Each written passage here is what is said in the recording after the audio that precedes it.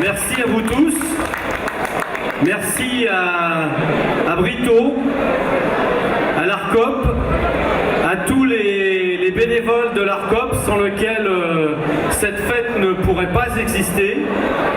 Merci à tous les maires, à toutes les villes du Portugal qui restent chaque année fidèles à Nanterre et qui viennent nous proposer leur stand, tous leurs produits qui, je sais maintenant, enchantent la population de Nanterre et de ses environs. Je veux vous dire que, comme maire de Nanterre, je suis très fier que l'une des plus grandes fêtes autour de la culture portugaise en France soit née ici à Nanterre et grandit à Nanterre et continue de se développer à Nanterre. C'est pour moi une très grande fierté et c'est aussi un témoignage, un message que nous voulons envoyer.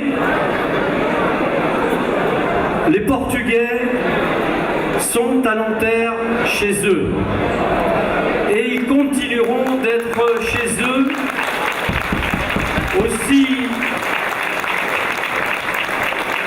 aussi longtemps qu'ils le souhaiteront. Ils seront ici, dans cette ville, comme des poissons dans l'eau. C'est comme ça qu'on dit en France. Nous allons d'ailleurs continuer après cette fête avec un rendez-vous autour d'une quinzaine de peintres portugais qui vont exposer à l'Agora à l'occasion du 40e anniversaire de la Révolution des œillets. Et je vais participer le 25 avril ici à Nanterre à fêter avec tous les amis du Portugal le 40e anniversaire de la Révolution des œillets, car c'était un moment très important pour l'Europe.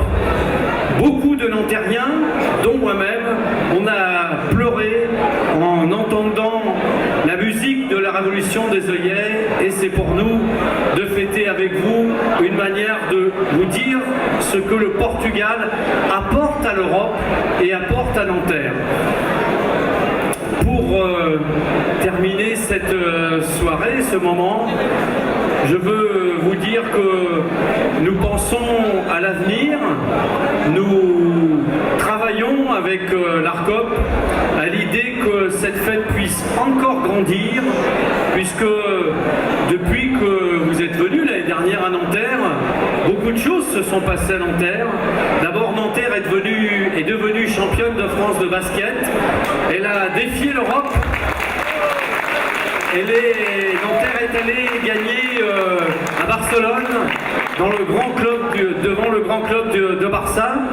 Et puis nous avons également entamé la construction de la plus grande salle couverte en France, la deuxième en Europe, le chantier de l'Arena.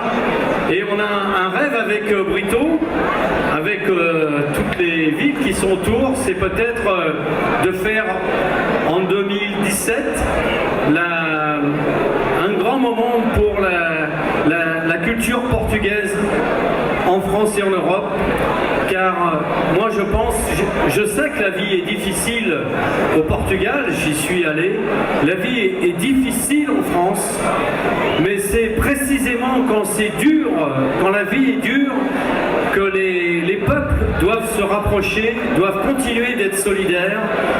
Et donc Nanterre, vive l'amitié de Nanterre et du Portugal, vive l'amitié du peuple portugais et du peuple français. Merci à vous.